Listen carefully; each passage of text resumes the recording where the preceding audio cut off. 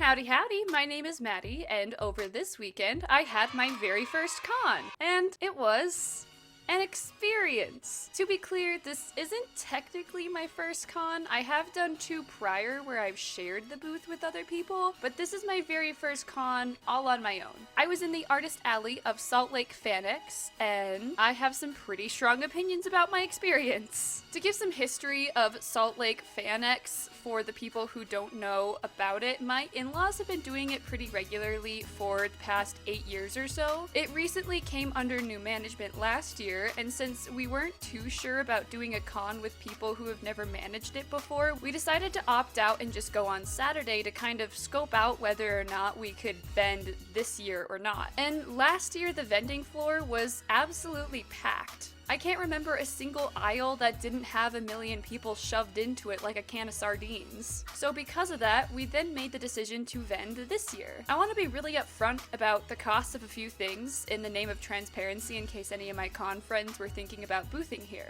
The cost of an inline booth this year was $313 after taxes, which from what I've heard and read about is pretty pricey for a con, but not really out of the ordinary. But I also didn't really think too much about it since it does seem to be Utah's biggest con of the year. I didn't opt to pay for a corner booth since I just didn't want to spend the extra money either. And since I had applied to Arizona's Fan Fusion and been told an inline Artist Alley booth was $600 there, $313 suddenly didn't seem too bad. My father-in-law also decided to get a dealer table, as did my husband, and what they paid was way more for their tables than I did mine, so by comparison, I genuinely felt like I had lucked out. I have always wanted to sell my comics at cons and things, so I wouldn't be selling any fandom related goods. Just my comics and a few various other things like stickers and prints, and looking back, I realize I really should have stuck to one thing to sell. Like one comic and stickers and prints that specifically matched that comic, and I think that would have been a lot better for me. I decided against this though because I thought that more was better, and this is probably one of the main mistakes I made. I think the variety of choices, though it may have looked nice, overwhelmed people into having to think about the purchase they made or were making, and they realized that they had already spent a bunch of money at cons, so they decided against buying anything altogether. At least that's my best guess. My stuff just could have been, not very good. I also had made my booth setup according to how the con had been laid out in the past. You see, in all of the years prior, the Artist Alley tables have been laid out in one huge long strip with only a few corner tables being available. This year, there were smaller groups of tables that were laid out in more of a rectangular pattern, creating huge gaps for some of the booths to have to fill out. This created more lanes for people to walk down, and subsequently, more corner tables for the con to overcharge for. I had made a pretty elaborate backdrop thinking it would be way closer to my booth than it was, and in the end, it turned out to literally not matter at all, which sucked since I had spent a third of my con budget on my booth setup just in general. I was also one of the booths that had an extra wall to have to decorate, and I literally had no money to buy something or use anything I had to decorate it with, so I ended up bringing some paintings from home to hang up, but since I was sitting right under a vent, the airflow pushed the painting's sides away from people, so it literally was just a waste of my time to put up since no one could actually see them. Something else we noticed as we were setting up was the lack of photo op booths throughout the con.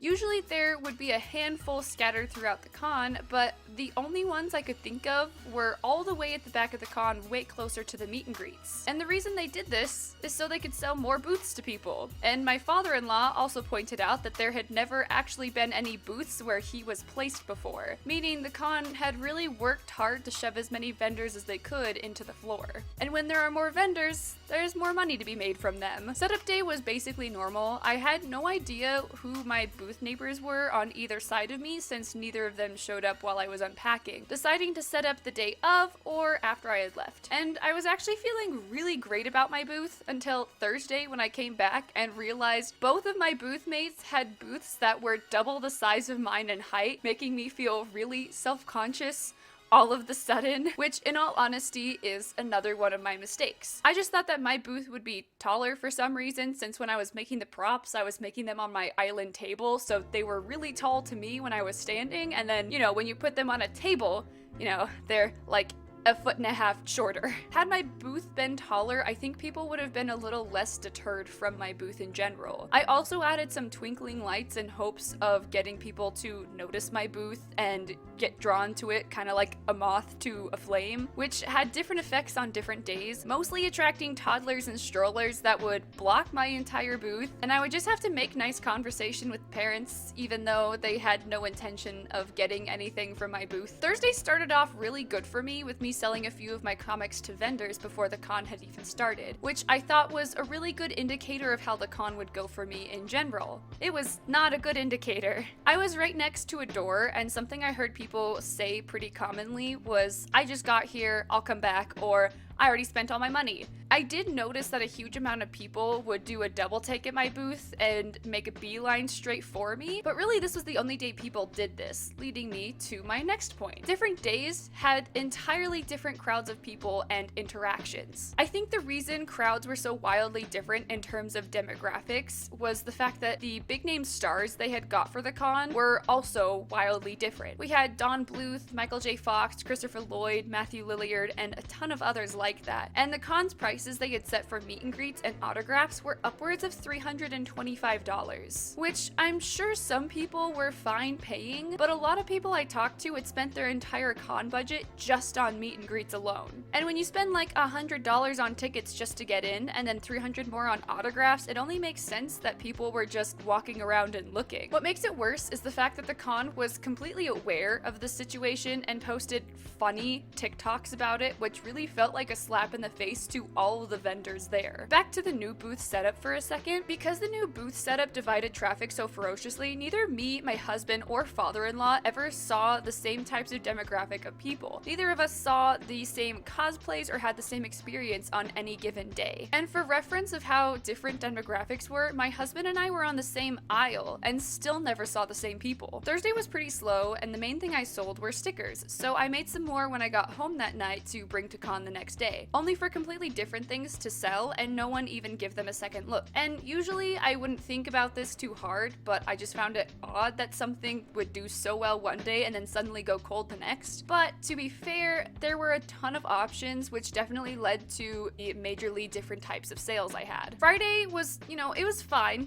I got a pretty bad migraine in the middle of the day, and I freaked out since my migraines tend to be mostly visual, and if I can't see, I can't work. Normally when I get a migraine, I just sit in a hot shower with one of the light bulbs unscrewed so the light is dimmer, but since I couldn't do that at con, I ate a bunch of nuts and an orange, and that seemed to clear it up pretty fast. So don't forget to eat food, guys. Halfway through Friday, I noticed one of my booth mates had been telling people that I sell comics in an effort to help me get sales. She was very well-meaning and very kind, but I'm not gonna lie, I started to feel hella insecure about the sales since it was actually helping me out a lot. I realized about halfway through the con, I just had to talk to literally anyone and everyone who walked by in order to get them to come to my booth. Normally, I've been told to greet people that come to my booth, but generally stay quiet and let them shop until they ask questions. But this didn't work at all this time. Me personally, I hate talking to people when I'm shopping specifically. I'm in a zone thinking about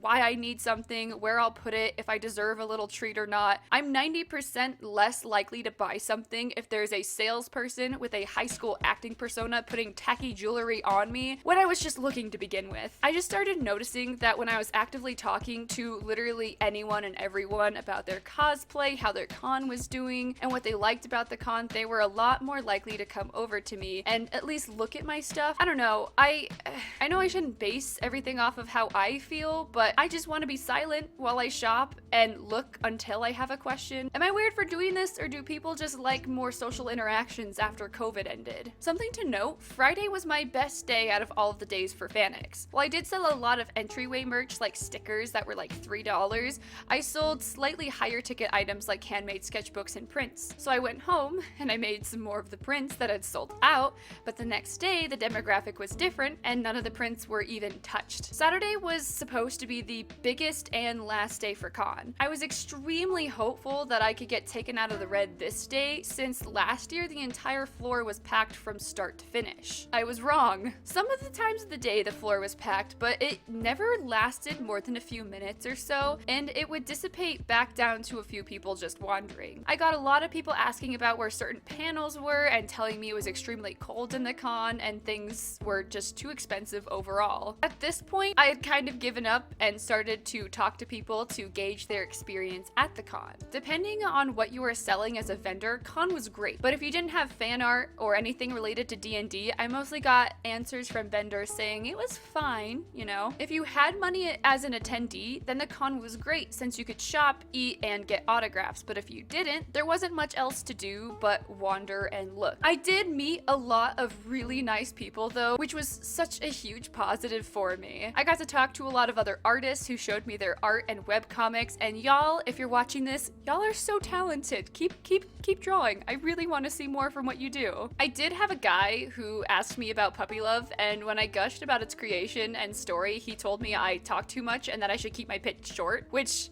I had been doing, but you know, when you ask a question about something, you're gonna get an answer. I also met the writer of the Goofy movie, and he was asking about booth prices. Since he had just been given a booth for free, he wanted to know if it was worth it to then later purchase booths at other shows, and according to my answer, it seemed like it was a no based on the price range I gave him. As far as cons go, I wish I could say I had a more positive experience from my first show in Artist Alley. While I did meet some really wonderful people, I didn't break even.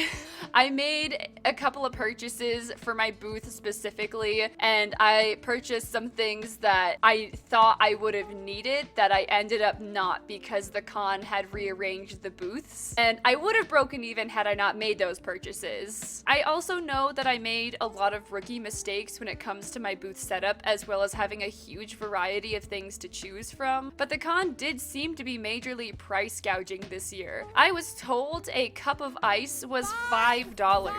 Not a fancy cup of ice, like just a cup of ice that you can get at 7-Eleven for $0. On top of the new Artist Alley setup, where the con could charge more for corner booths, the writer's strike was still in effect, making it extremely difficult to get current actors without them seeming like they were scabbing, and the economy is in the toilet, so I'm sure those things also played a rather large part in how the outcome was for me personally too. I had been talking to an artist who did last year's show, and we had the same type of booth, but hers only cost $200 for an inline, meaning that in just the span of a year, the con had raised the price of an inline table by $100, which is extremely disheartening knowing that smaller artists in Utah have a real potential to get priced out of even being able to participate in a con and getting their art recognized. I also know a lot of artists at this con specifically travel just to be in the Artist Alley, so I know there is value at this con. I just found it really hard with all of the new changes the con had made this year, especially when they seem to be overcharging for literally anything and everything. I think if I were to do it over again, I would be left with two choices. I wouldn't have put any stock into my backdrop, and I would have purchased a corner booth and tried to make my booth as tall and eye-catching as possible, while having a very limited selection of my comic books. Or I would not do the show and go on a Thursday when it's slow to do doggy training with my service dog in training. And the latter is probably what I'll be doing next year to get a gauge of how the con's doing while I work on my next graphic novel. While it sucks I just have to chalk this up to a learning experience, it is nice I didn't put too much stock into this con and that I'm still at the beginning of my art career and can mentally and financially take a hit. And now I've officially had a bad con, so I know kinda some of the things to look for next time to avoid getting myself into a situation like this again. I do want to say thank you to everyone who stopped by and said hello. It made me extremely happy.